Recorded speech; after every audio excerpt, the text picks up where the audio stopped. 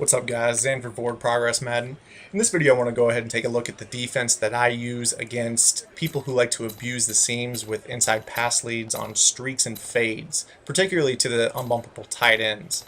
What I've gone ahead and done is thrown up the Thursday night football matchup of the Ravens and the Browns, particularly because the Ravens have a good tight end core.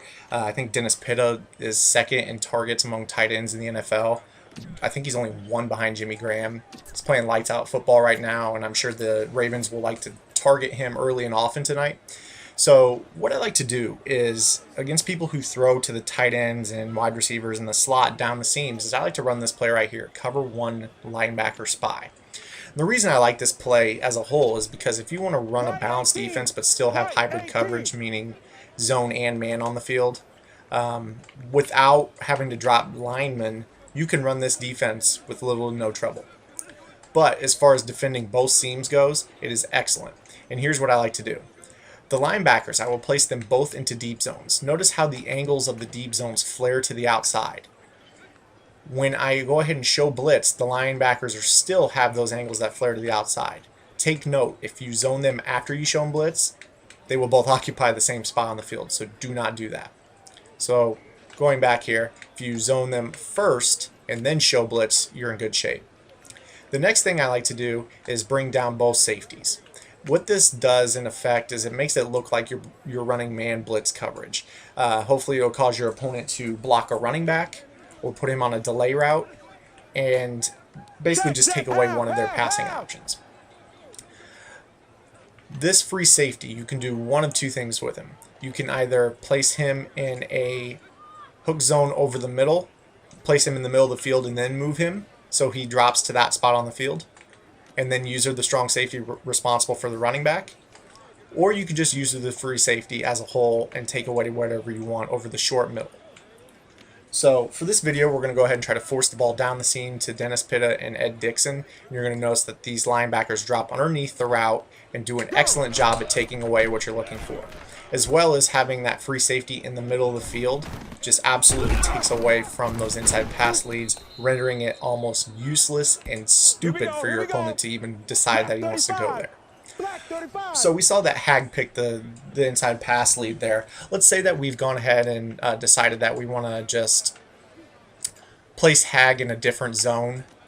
Let's say that we're attacking with whips or out routes as well. So for the sake of this play, we're going to take away Anquan Bolden, who's running a route to the outside.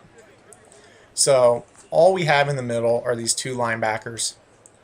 They still, if they have enough speed and awareness, but as you know here, we've got the Browns, Kaluka Moivow, and I believe that's DeQuell Jackson, don't really have a whole lot of speed and awareness, but they're still going to be pretty efficient at stopping these routes. Well, actually, it would help if I throw the seams down the middle instead of having those crossing patterns. So let's try that again.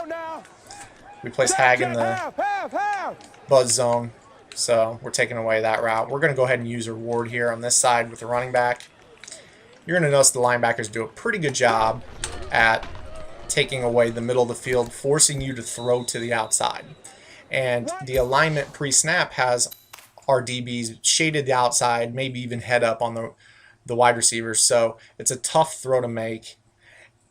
The middle of the field is just rendered completely, you can't throw to it.